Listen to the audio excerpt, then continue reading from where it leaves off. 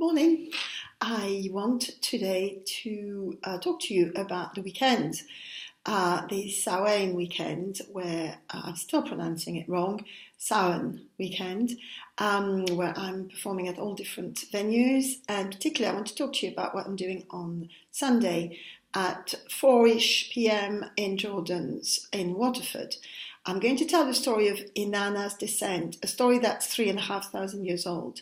And I wanted to give you a little taste of it because it might interest you, and also it might make you want to come and join us in Jordan's on Sunday afternoon.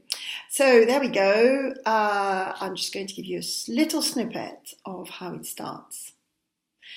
It was a beautiful morning, and as the great goddess Inanna Ishtar, the goddess of the stars and the moon, the goddess of the sky and the earth, woke up in the pale sunshine of the morning dawn, she stretched luxuriously in her silken sheets and caressed the body of her consort, Demisu. All was well in her world. She was as happy as she had ever been, and she was as beautiful as she had ever been. Her eyes were the colour of lapis lazuli, her skin wonderful colour of honey, and her hair cascaded down her back in black curls.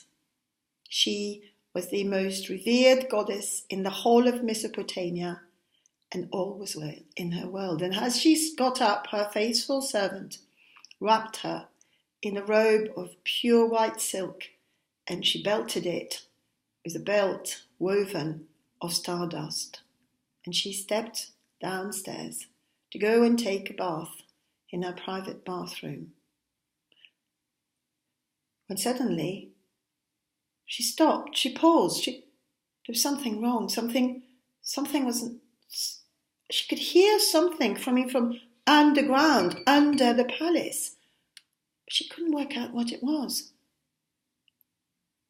She shrugged her shoulders and she moved on and carried on walking towards the bath when she heard it again.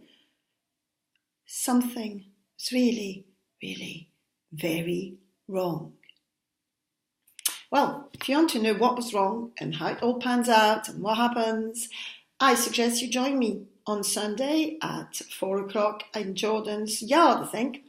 I'll be telling stories all over the place. I'm at The Hook on Saturday from 4 till 7 p.m. telling Celtic stories.